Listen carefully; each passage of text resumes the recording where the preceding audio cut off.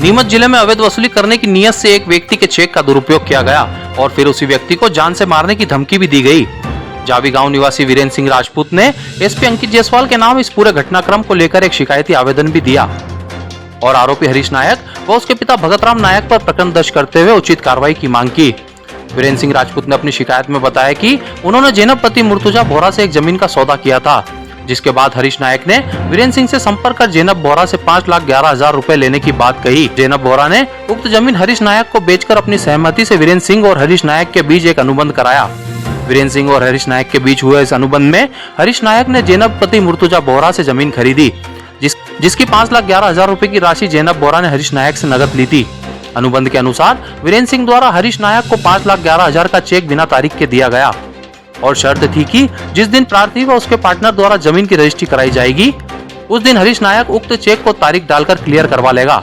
हरीश नायक को वीरेंद्र सिंह द्वारा दिए गए चेक का उपयोग करने का कोई अधिकार नहीं था, लेकिन हरीश नायक ने उक्त चेक को बैंक में लगाकर बाउंस करवा लिया, जिसका नोटिस भी वीरेंद्र सिंह के घर तक पहुंचा। जिसके बाद बातचीत के दौरान हरीश नायक और उसके पिता भगतराम नायक ने वीरेंद्र सिंह को गाली गलौज करते हुए जान से मारने की धमकी दी।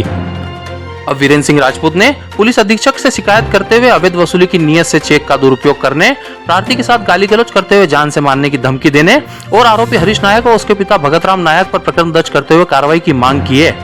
मैं गांव जावी रहता हूं, वीरेंद्र सिंह नाम है मेरा, और मैं ये हरीश नायक ने और मैंने एक प्लाट लिया था, वो मुर्तुजा बोरे की मिली अपने डूंगलावदा के वहाँ, तो वो 30x30 का प्लाट लिया था। तो इससे हमारा एक आपसी समझौता हुआ था कि बोले वो मुर्तुजा की रजिस्ट्री मेरे पास पड़ी हुई है, तो आप वो उसका खंडन मत लगाना, जब रजिस्ट्री होगी नामांकन होगा तब आपको मैं वो चेक आपका पेमेंट मैं करा दूंगा। तो इसके एवज में हमने एक चेक लिया था, हमारी लिखा पड़ी हुई थी, तो उसमें शर्त हुई थी जब रजिस्ट्री नामांकन हो जाएगा तब आप चेक लगा के पैसा निकाल लेना।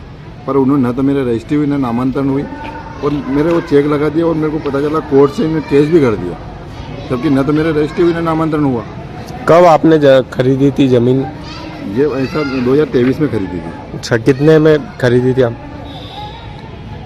2023 में खरीदी थी भाई साहब। कितने राशि में खरीदी थी आपने? नहीं, प्लाट तो था 10-12 लाख रुपए का। अच्छा। पर इस हरीश के जो रजिस्ट्री का जो लेन देन था ना 5,11,000 रुपए का, हाँ। वो चेक का लेन देन था। तो इसने बोला मेरे को श्योरिटी के देने, तो मैंने श्योरिटी के रूप में एक चेक दिया था अपनी SBI शाखा जावी का। तो न तो मेरे रजिस्ट्री, उसमें साफ शर्त थी कि अपने नामांतरण रजिस्ट्री हो जाए, उसमें उसके पिताजी भगतराम जी भी शामिल थे। अच्छा। तो न तो मेरे रजिस्ट्री में नामांतरण हुआ और प्लाट ही वो अवैध घोषित हो गया। हरीश नायक ने आपके पैसे निकाल लिए? अरे पैसे नहीं, चेक बाउंस करा दिया। चेक बाउंस करके मेरे को कोर्ट में मेरा केस दायर कर दिया। अब मेरी ऐसी कंडीशन, घर पे अलग टेंशन हो रही, मेरी आत्महत्या करनी ऐसी कंडीशन हो गई। आपने कहीं शिकायत वगैरह भी करी? एसपी ऑफिस में भी शिकायत कर दी है, नीमच कैंट थाने में भी शिकायत करी इसके खिलाफ।